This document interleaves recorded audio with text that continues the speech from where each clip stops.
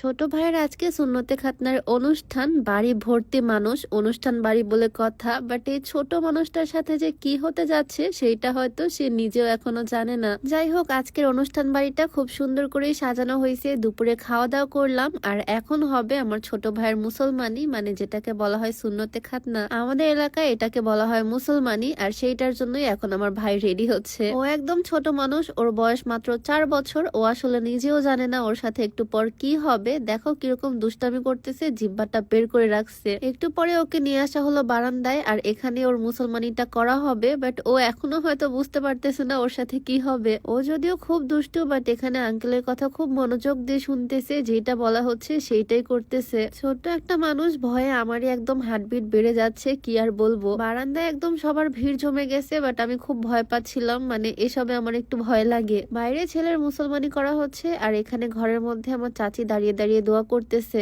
একমাত্র ছেলে বলে কথা, একটু টেনশন একটু নার্ভাস তো হবেই। আমারই যে কি পরিমাণে ভয় লাগতেছিল বলার বাইরে। যাই হোক, ফাইনালি সবকিছু কমপ্লিট, আলহামদুলিল্লাহ। আর আমার এই ছোট্ট ভাইটা কিন্তু আসলে অনেক স্ট্রং, মাশাআল্লাহ। কিছুক্ষণের মধ্যে সব প্রসেসিং হয়ে গেল, আর এখন ওকে একটু রেস্ট করতে দেওয়া হলো। আমি চলে আসলাম বাইরে। আমার চাচির বাড়ির এই গ্রামটা কিন্তু আসলে অনেক সুন্দর, আর এই গ্রামটা একদম ইন্ডিয়া বাংলাদেশের বর্ডারে। তাই আর কি বিকালবেলা আমি বের হয়ে গেলাম গ্রামের আশেপাশে একটু ঘুরে বেড়াবো। মেইনলি গ্রাম তো আমি ঘুরবো না, আমি যাব এখন পদ্মা নদীর পাড়ে। ইদানিং কালো কালার পরতে আমার আরো বেশি ভালো লাগতেছে। কালো কালার খুব সুন্দর একটা বোরকা পরছি, বলতে পারো এইটা একটা গাউন, তবে এই ধরনের গাউন আমি বোরকা হিসেবে ইউজ করি।